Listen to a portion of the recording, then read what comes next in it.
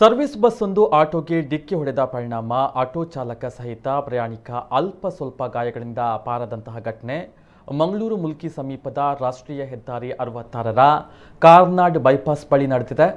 Auto ಚಾಲಕ ಹೆಜಮಾಡಿ ನಿವಾಸಿ ಜಯಕರ್ ಆಟೋದಲ್ಲಿದ್ದ ಕಟ್ಟಡ ಕಾರ್ಮಿಕ ಅಪಘಾತದಿಂದ ಪಾರಾದವರಾಗಿದ್ದಾರೆ. ಉಡುಪಿ ಜಿಲ್ಲೆ ಹೆಜಮಾಡಿ ಕಡೆಯಿಂದ ಸುರತ್ಕಲ್ ಕಡೆಗೆ ಸಂಚರಿಸ್ತಾ ಇದ್ದ ಆಟೋಗೆ ಕಾರ್ನಾಡು ಬೈಪಾಸ್ ರಾಷ್ಟ್ರೀಯ ಹೆದ್ದಾರಿ ಜಂಕ್ಷನ್ ಬಳಿ ಮಂಗಳೂರಿನಿಂದ ಬಂದು ಕಾರ್ನಾಡು ಒಳಪೇಟೆಗೆ ತಿರುಗ್ತಾ ಇದ್ದ ಬಸ್ ಡಿಕ್ಕಿಯನ್ನ ಹೊಡೆದಿದೆ.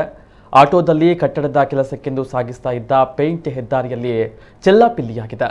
ಸುಮಾರು 15,000 ರೂಪಾಯಿ ಮೌಲ್ಯ ನಷ್ಟವಾಗಿದ್ದು ಆಟೋಗೆ ಹಾನಿಯಾಗಿದೆ.